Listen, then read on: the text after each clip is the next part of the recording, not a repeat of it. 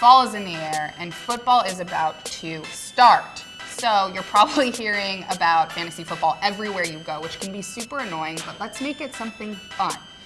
I'm Rachel Besser and this is Fantasy My Way.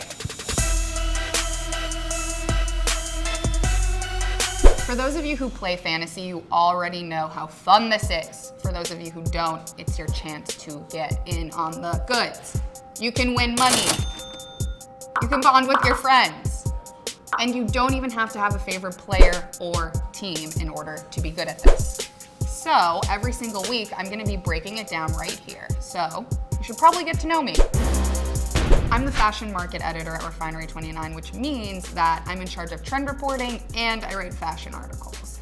But I'm also a gigantic sports fan. My earliest memory is of my dad driving me from Chicago to Lambeau Field and placing that glorious cheese hat on my head, and it was game over. Yes, that's right. A Chicago girl is a gigantic Packers fan. Go Pack Go, go Pack Go! Fantasy football is an online game. You and about 10 or so of your friends, acquaintances, doesn't really matter because they're all gonna lose anyway, get together and draft players from across the league, different teams. So your team is comprised of quarterback, wide receiver, running back, tight ends, defense, a kicker, and a flex position, which can be a wide receiver, a running back, or a tight end. And I know that sounds confusing, but I swear to you, this is not complicated at all. Week to week, your player's performance on the field translates to points for your team. Most points wins, and that is essentially fantasy. It's that easy. This year I'm playing in the Refinery29 Fantasy League. T-10, wish me luck. 5 minutes, people. Though I really prepped, I got a big fat 0 in terms of Packers players, which is quite a shame since I'm such a fan. So I don't want this to happen to you. I'm going to give you some hot, fiery tips to make your draft magnifique.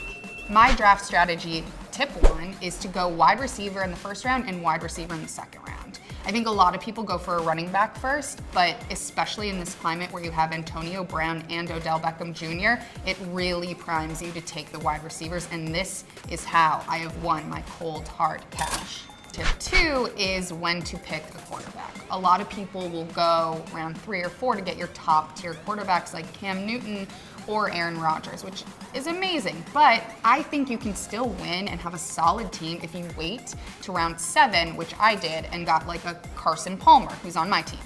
You know, he's solid, and I think that there are other players similar to him, like an Eli Manning, maybe a Kirk Cousins or Phillip Rivers, and you still have the potential to win without losing a high draft pick. Tip 3 is the sleeper team, the Jaguars. They weren't that good last year. They went 5-11, which is brutal, but for a fantasy owner, solid. They did a lot of work. Their offense put up a lot of points last year, mostly because their pass game was strong. Bortles and his wide receivers really did work. Now with new running backs, things are gonna kind of shake up, but I will say that they're still a very solid, strong bench pick. So those were my fantasy draft tips. The season kicks off on Thursday, so get out there, go draft, and when in doubt, go auto draft. Why not? All right, everyone, good luck. And